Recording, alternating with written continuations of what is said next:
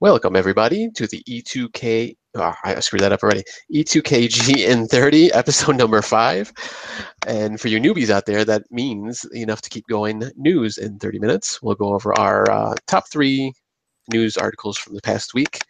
And as you can see, we have a new person here. But before I get to you, Zeus, how's it going? We got the old standard here.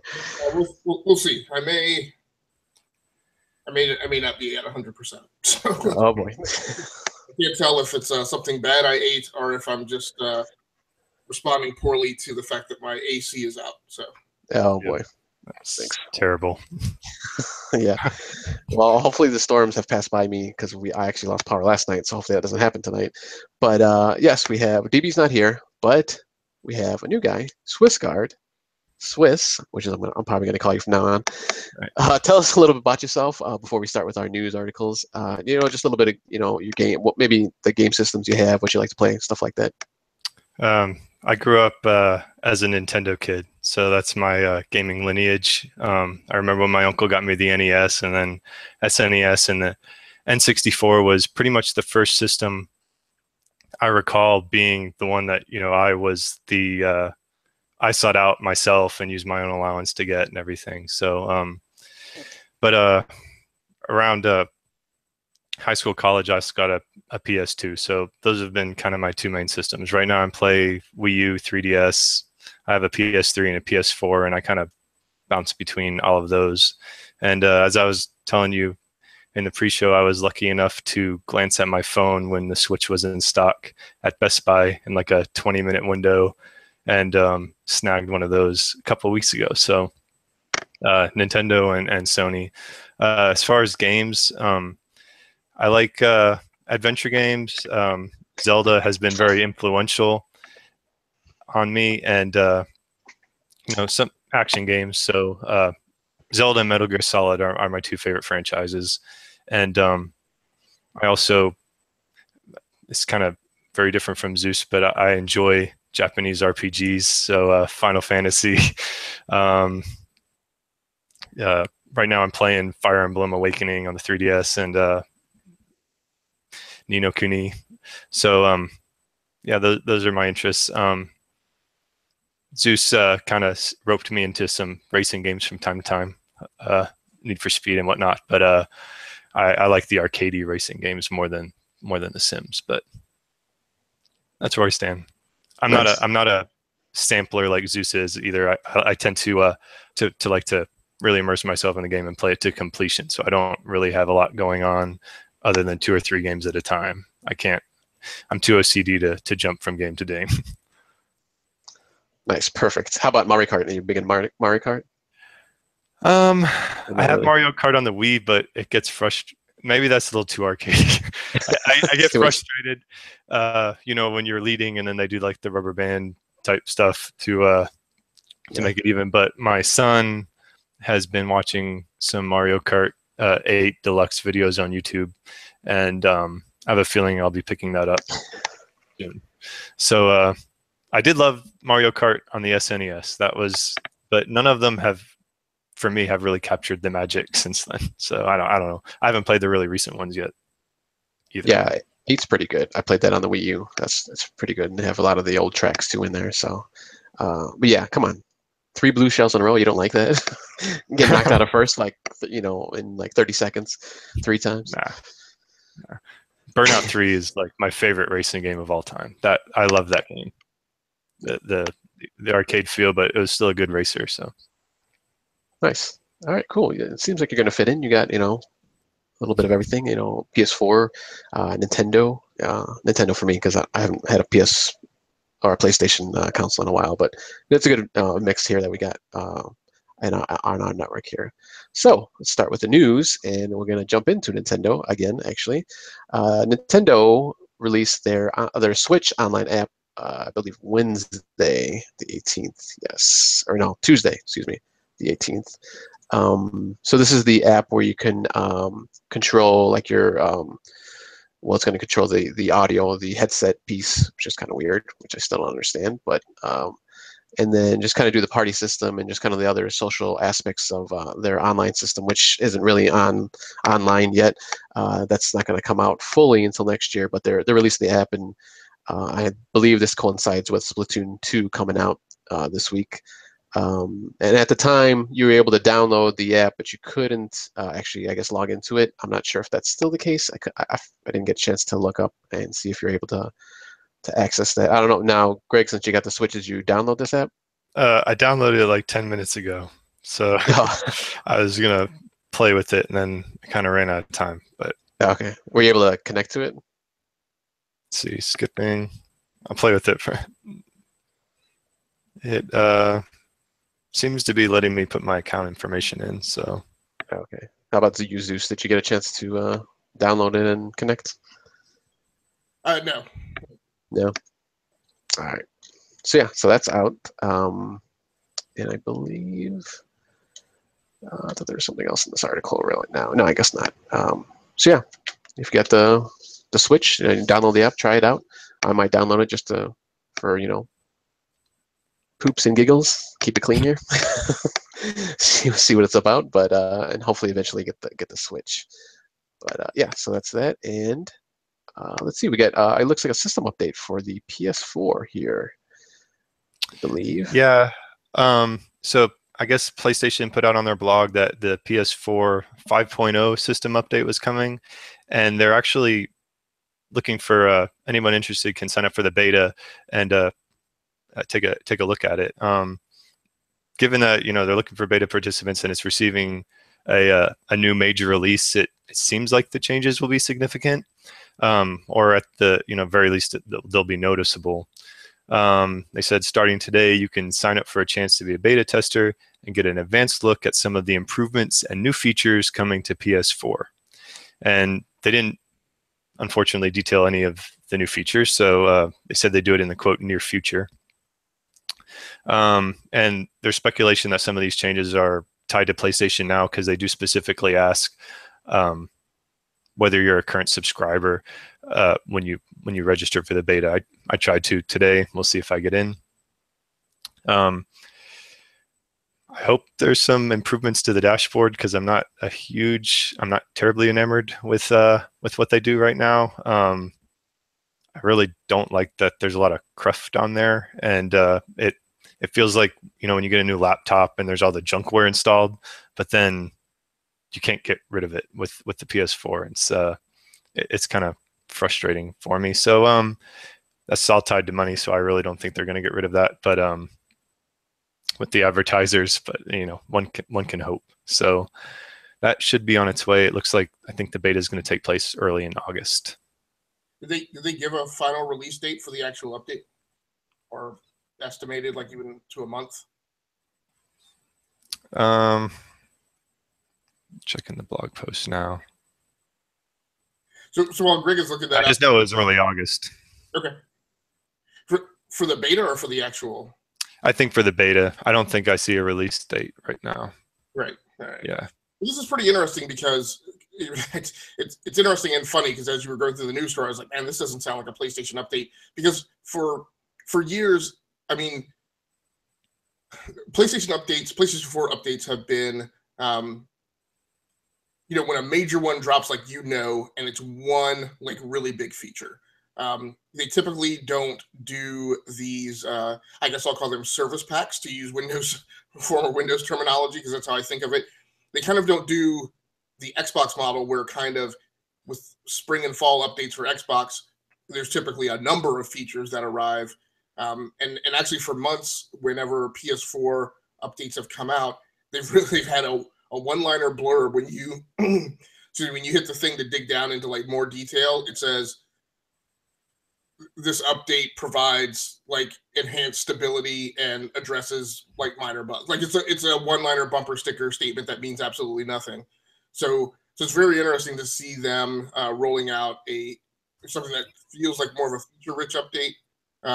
So it'd be interesting to see that come through. And I wonder if it's directly to combat the impending launch of the Xbox One X, as well as to prep things in the fall for a larger branding and marketing campaign around their 4K capabilities and PlayStation VR, again, to stave off the assault of the Xbox One X. Nice. All right, cool. So let's jump to the next article here, which is actually coming from Comic-Con, or San Diego Comic-Con, excuse me. We have Telltale announcing 3 games, or no, I shouldn't say announcing kind of dates and just kind of follow up to past games. So up first, we got The Walking Dead Season 4, which they're touting as the final season. I did play Season 1, finally finished that earlier this year. And that's coming out sometime in 2018. They didn't give an exact date. Once again, they had a really quick trailer, and it looks like it's going to have Clementine as the main star of the game. So she'll be wrecking zombies once again. And that's pretty much it. They didn't really say anything else about that. And then they also announced The Wolf Among Us, which came out in 2013, I believe, originally, and that was back on the previous generation, so like PS3 and Xbox 360. And that's also coming out sometime in 2018. They didn't give an exact date. And that follows the Fables, comic series. And I don't know if Zeus, is that still going on? Fables? Or did that end its run? Do you know? I have no idea. So no, okay, I didn't. So was Clementine? Clementine was not in season 3 of the Walking Dead game, right? Yeah, I believe she was, as far as I know. I haven't played it yet. I thought there was a season she was off, but I guess not. She might have been. Oh, you know what? You might be right, or she might not have been the main person you controlled, possibly. Now that I think about it, I think there might have been a male lead maybe that time. Okay. Maybe they switched off even. I don't know. Like I said, I haven't played any of the previous or following seasons, so I'm not sure. And are you not to call your report into question, but did an update come out about the Wolf Among Us? Because I thought I saw that there wasn't going to be a season 2 Wolf Among Us. Oh, yeah, no, I don't know. I know that just came out this actually yesterday, the 19th, about the second season of the Wolf Among Us. Okay. So I don't. Maybe previously they're thinking about it, but yeah, I guess there's a second season. Did you play the first season? No. No. All right. And I played small pieces of. Actually, I played a pretty decent chunk into The Walking Dead season 1, just because it's like been free on every platform that I play on. At some point. Yeah, the first episode, yeah. Yeah, so I played a little bit of the first episode of The Wolf Among Us, and I'm just probably like 4 or 5 episodes. That's what they usually are. But I only played once again. That came out free on I believe the 360. I'm not sure if you can play it on the one or not, or a PS4 as far as it being free. But looks like it's going to be the same stars, Snow and Bigby, I believe, were the characters. But so that, if you don't know what Fables is, it's kind of a retelling of kind of fairy tales that we kind of grew up on, and they are actually real, and these characters grew up and they're in the world today. So so we'll get a season 2 of that, and then finally we got season 2 of Telltale's Batman game, which is going to come out. It just says later 2017. So is that that's subtitled The Devil Within? That is The Enemy Within. It's close. Yep.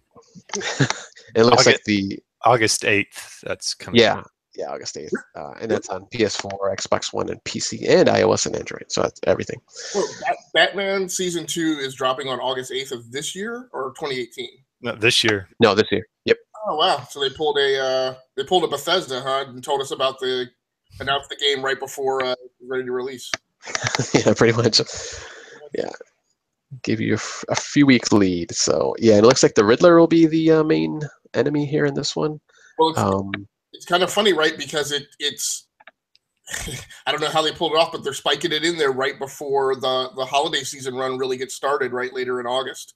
Of course, those it's not like those games are like 40 or 80-hour games that are going to necessarily keep you from buying any of the other big releases, but it's interesting that they slid it in there like that. Yeah, these are like a couple hours, probably at the most, for each episode. So about 10 hours or so if it's like 5 episodes, which they usually are. Yeah, I mean, and they release maybe every month or month, a couple months. Kind of depends. I don't know. Their schedules are kind of weird sometimes with Telltale. I think they've gotten better over the years, but they still, so every once in a while you'll see it kind of, you have 1 month, August and then September, and then they might skip a couple weeks, skip a couple months, but we'll see. And this could run through up until the Justice League movie will probably be coming out when this is still going on, so they might have been planned for that too. So get some kind of DC property game out there. Well, I'm assuming they're not going to have a JLA game of any kind, maybe like a mobile game or something, but nothing big or anything like that. So that was the last game they had talked about. And let's see, up next we got, I think we talked a little bit about this on Monday, the Atari box. Yeah, we did. So news about this dropped early. Well, news, if you want to call it that. The title of this article really should have been Cryptic Much. In a post on IGN.com, they gave a very quick rundown, and it didn't need to be anything more than that, about additional details being released about the new Atari box. So apparently people who have signed up to be on the email notifications about Atari box news got one communique earlier this week, including images of the Atari box, which includes what appears to be 2 SKUs that are differentiated only in cosmetics. One of them has, I guess, what I would call the classic wood paneling look on the front panel, and the other one is a red and black motif with the rear panel, with the back panel being red, and then a red Atari logo on the front. And then the rest of the device looks kind of rubberized or slotted or striated plastic, at least, with a beveled edge that rises up near the back, reminiscent of the old Atari 2600. So spec-wise, there's really not much news. There's a few things we can extrapolate. Apparently, it will provide 4 USB inputs as well as an SD card slot and an HDMI output. I didn't see, I'm not able to tell, so those appear to be 4 full-size USB inputs. No sign of USB-C that I could see. Yeah. Intended. And no additional video connections such as DisplayPort. The image on IGN is pulled back a little, but it does look like it actually has a physical Ethernet port, so that you're not constrained to solely Wi-Fi. Again, no specifics on specifications, and there's a lot of marketing speak in the email saying that we're not sending this as a tease. We just want to provide you periodic updates as they're available, and stay tuned. But a tease is exactly what it was. The other things that they mentioned is that they are going to include both classic games, which I expect will be on board the Atari, and not something you necessarily have to download, although downloadable versions will probably be available. And then it also says that it will allow you to play modern games. So based on what we see and the things that were mentioned in the email, I'm gonna go out on a limb and say I feel like this is something that is NVIDIA Shield like. Given the form factor and the size, everything smells NVIDIA Shield Pro to me, which might make sense since they basically kind of just licensed that platform to Nintendo and help them build the Switch. It would make perfect sense for Atari to do the same. Now, the issue with that is depending on the components involved, that's going to put them again into competition with Apple, which is the monster that is devouring up all of the available silicon for the iPhone. And obviously, Apple has the iPhone 8. I'm assuming that that's what it's going to be called, although it could be called the 8, 9, or 10, given that it's the 10th anniversary. So obviously, they're going to be sucking up a lot of those components. Fortunately, the Atari box will fare a little better than the Switch potentially because it doesn't have a screen, whereas Nintendo's in competition for both silicon on the PCB as well as glass itself. So does this, given what you guys have seen here, does this pique your interest? And if my prognostication is correct, if it's another good-like device that would hopefully be relatively low cost, let's just call it $199, do you guys think that this would be something that would interest you? Not really. We haven't seen anything yet as far as the new like a new feature or like exclusive game franchise to really kind of establish like a beachhead for Atari in the console market. If it's a cool device that's $200, but there's nothing to, why should I get that over a PS4 Slim or like even a Switch? I know you mentioned that the competition with the screen, but that screen is a differentiator. The mobile aspect of the Switch is what drives the demand. So I'm glad it hasn't been revealed as just like an NES classic, but for Atari. But there's nothing there yet to say, oh, wow, this is something different and this is going to give me a new experience. Yeah, no, I can definitely understand that perspective. And my guess on games is that it's going to come with Atari games on board.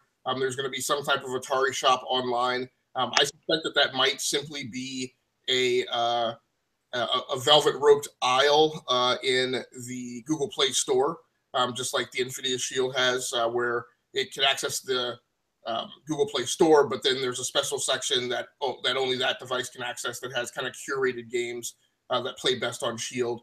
I wouldn't be surprised if the Atari take the same approach. And then I think what they will do is they will tune up a development shop, probably first party, or they may contract it out.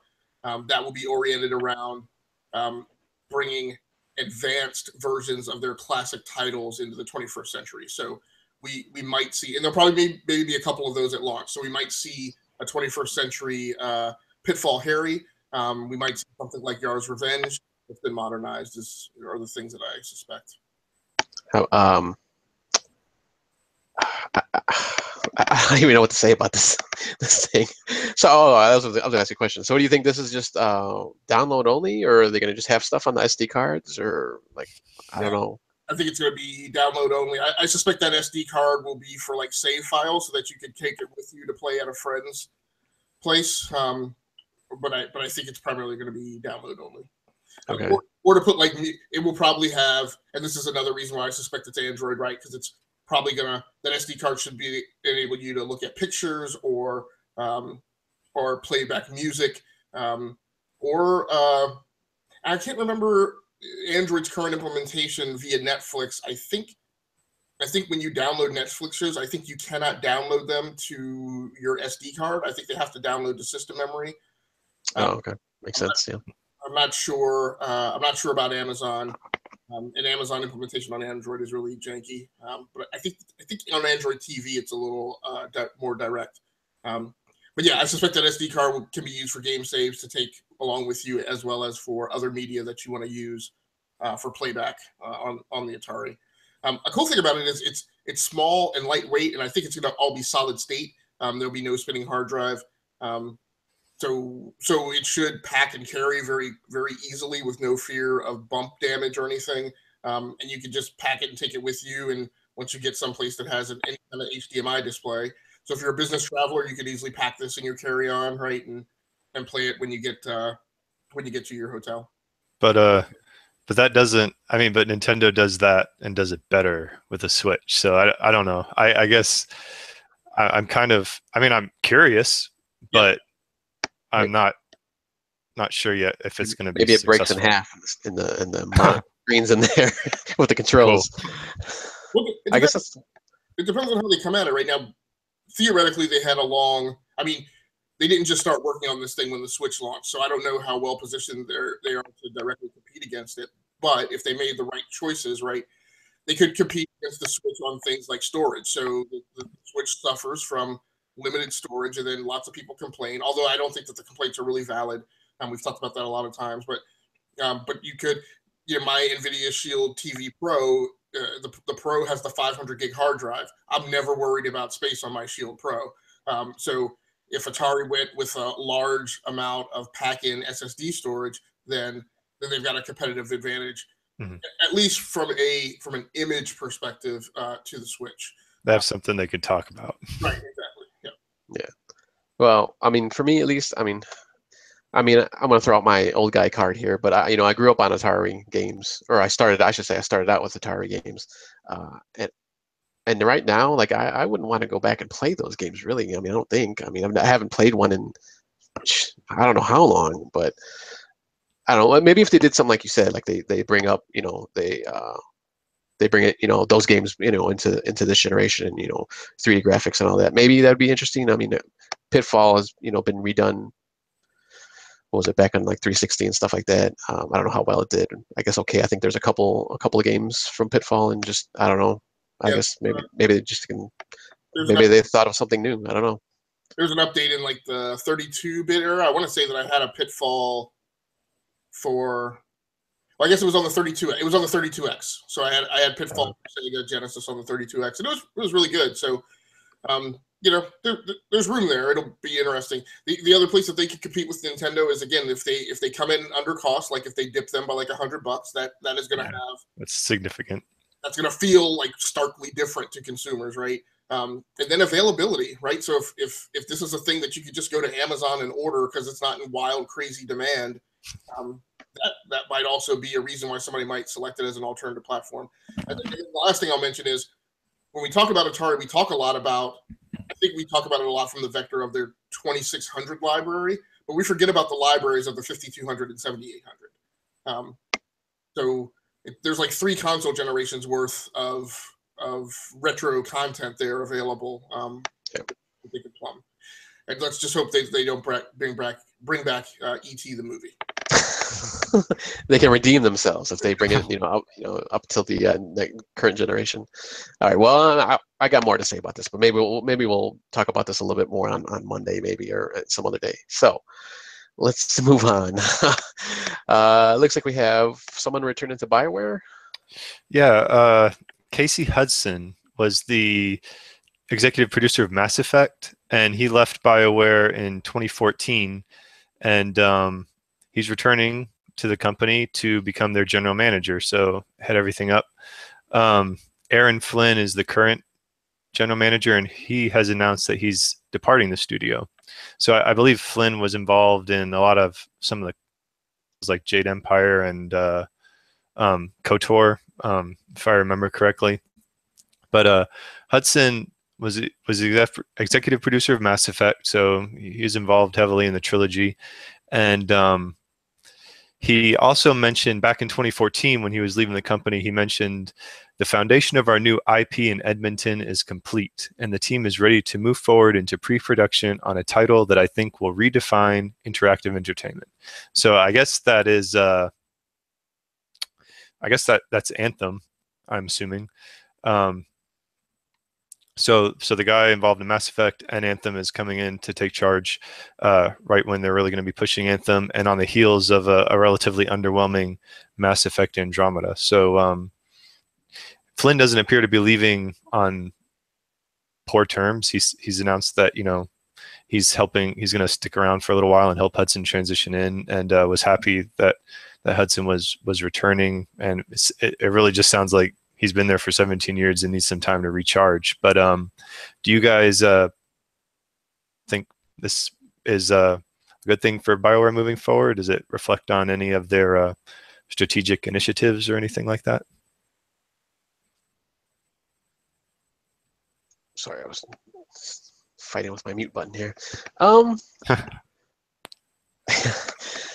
Yeah, I mean, it's always good to have somebody, that was there, at the beginning, and actually, and especially a part of, a huge franchise like Mass Effect was. But yeah, I mean, it's probably a good thing in general, just to have him back, and I don't see any problems with this going forward.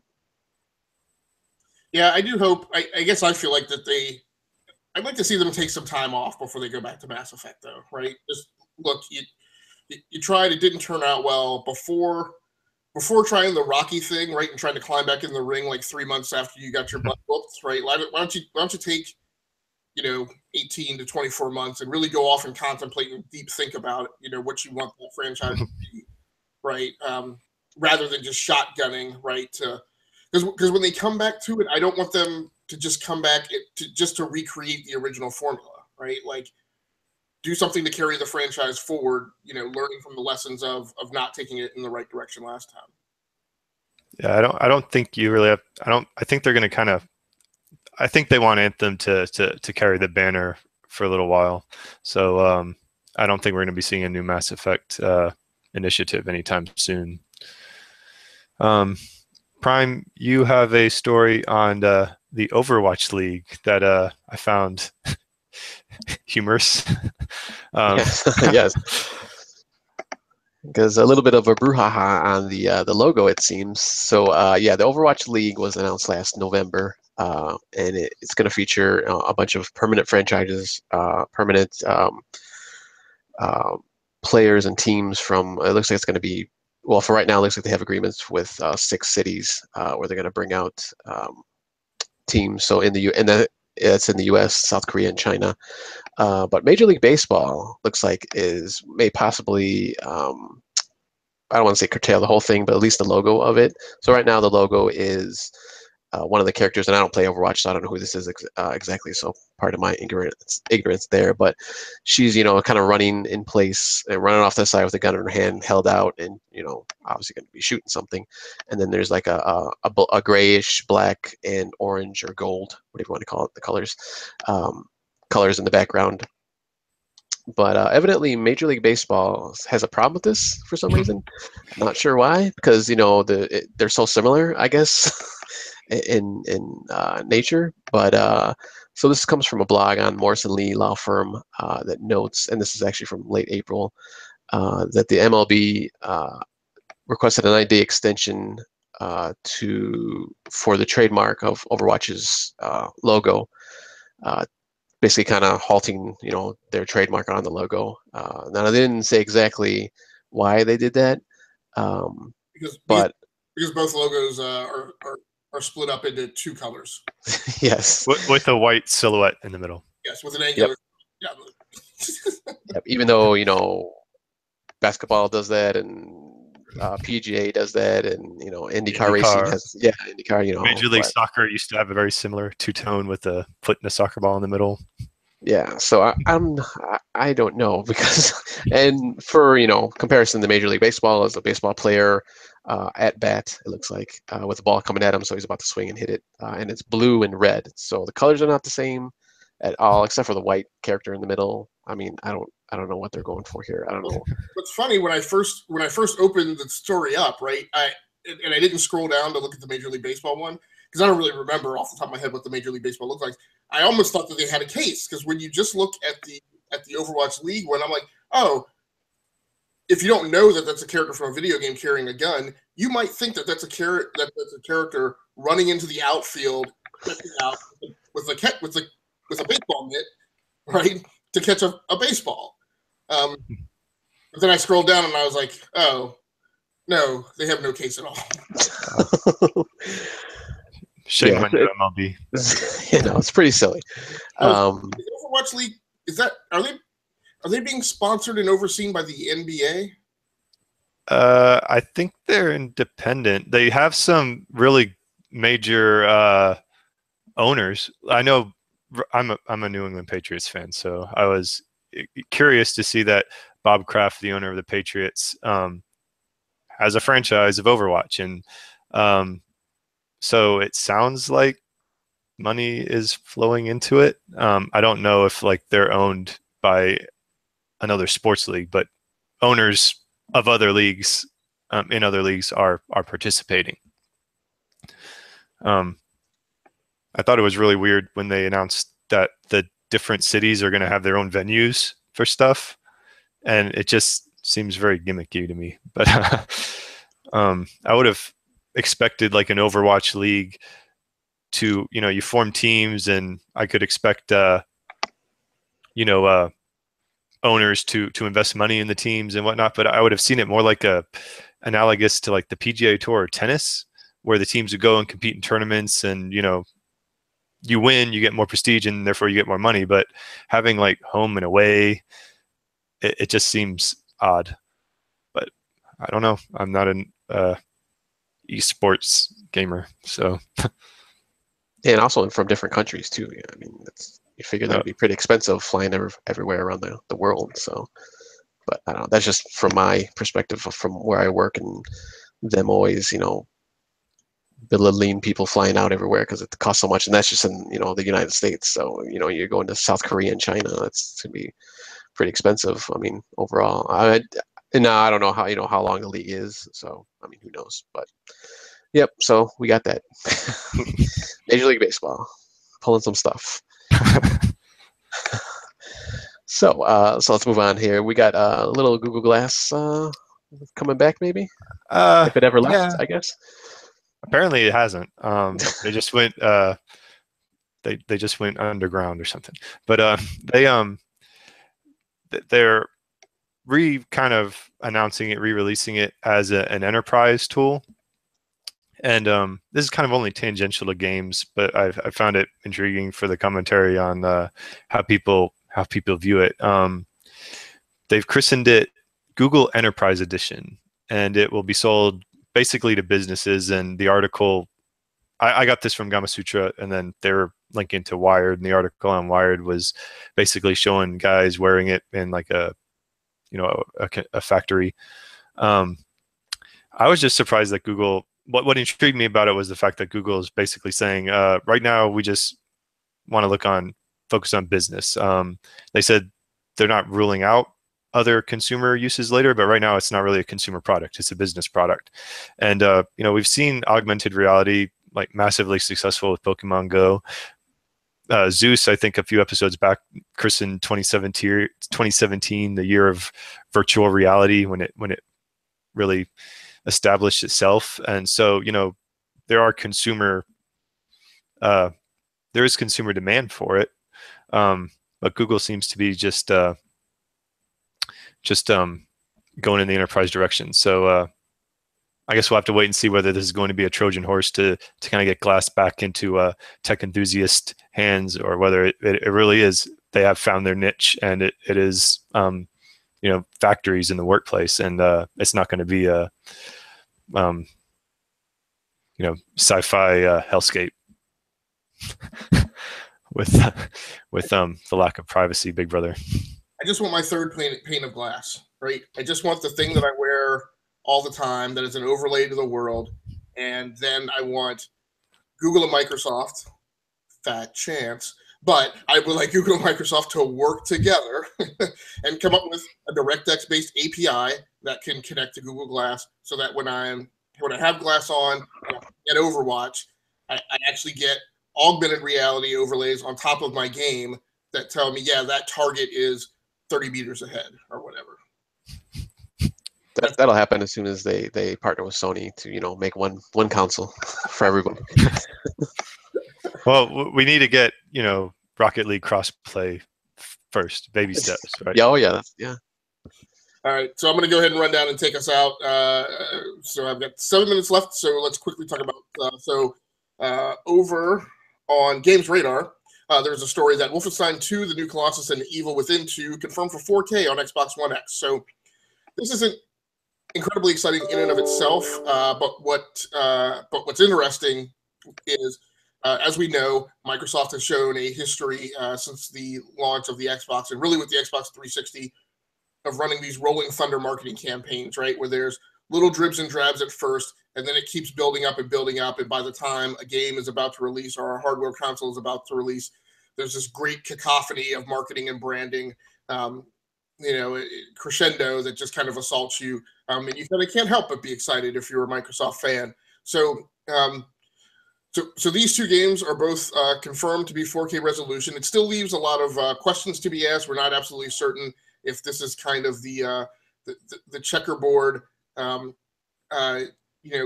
upscaling of the game to 4K, meaning that it's not, meaning that its artifacts weren't originally constructed in true 4K, or some other kind of rendering.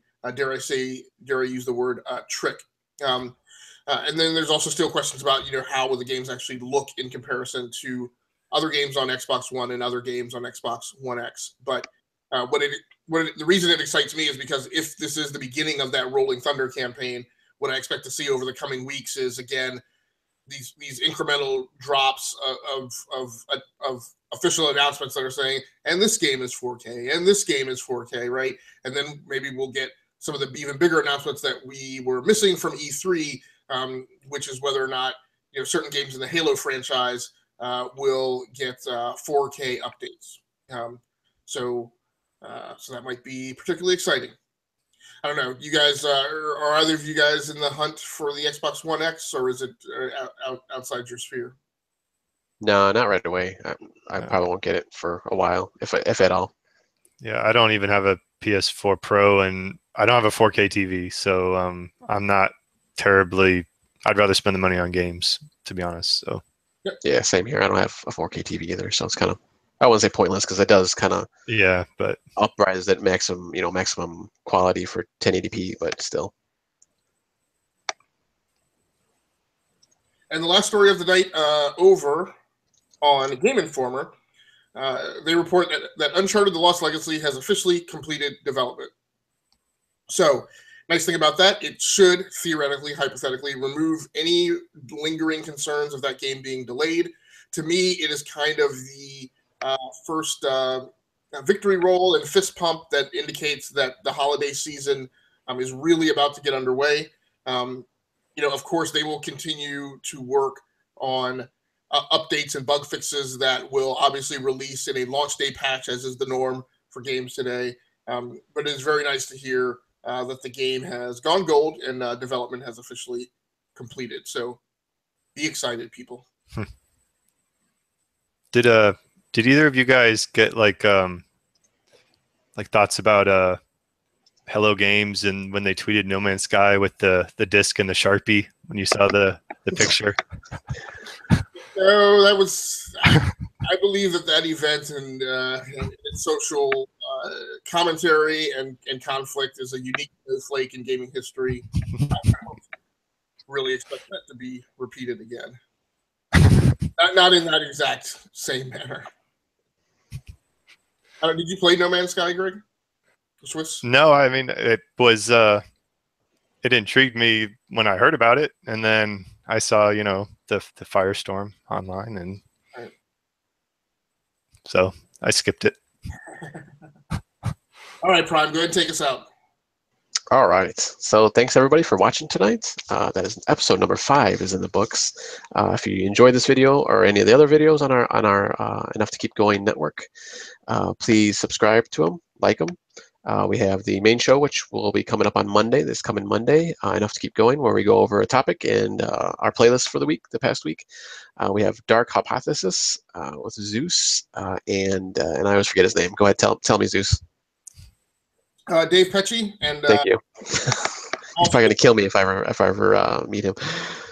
I'll take this window to just extend a heartfelt thank you to Joseph Malazzi, who supports, is there in the wing supporting not only that show because we are fans of his show, but he's also retweeting our other content on the E2KG network. So Nice. if there's ever a feeling of having a mentor or having a cheerleader or a coach, behind you, I will definitely say he imparts that feeling. So I just told him thank you over Twitter, but I'll say it on air as well too. Thanks again, Mr. Malazzi, for supporting us and our endeavors. We do appreciate it, and it is an inspiration. Yes, thanks a lot. That's awesome. That's very cool. Well, thank you, Zeus. Thank you, Swissguard. Hopefully, we'll see you more in the coming weeks and months. Yep. Hopefully, get you on the Monday show so you can really get a deep dive into our discussions. And well, that's it for tonight, guys. Come back Monday. We'll be here, and then next Thursday for the new show. And we'll see you next time.